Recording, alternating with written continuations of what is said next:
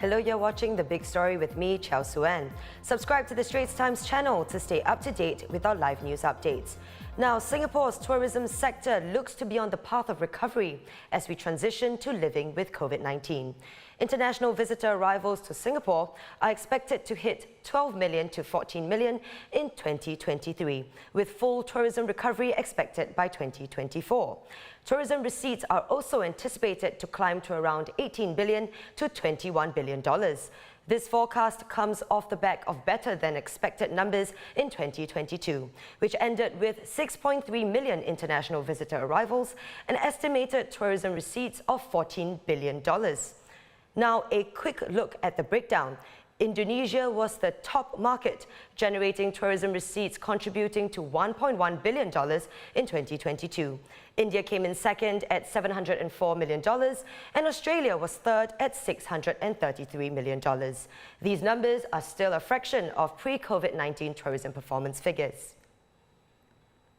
This forecast is made based on several factors, like no new COVID-19 variants of concern, China's continued reopening, and international flight capacities continuing to be ramped up. Tourism recovery in 2023 will be supplemented by a $110 million injection, which is part of $500 million set aside by the government to boost the industry.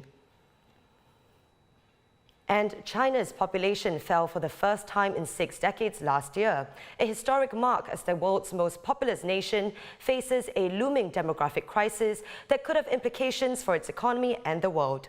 The National Bureau of Statistics says the country's population declined by about 850,000 to just over 1.4 billion. And the United Nations believes that it will only continue to shrink. The world body's experts estimating that the country's population will shrink by 109 million by 2050. That figure trebling their previous forecast in 2019.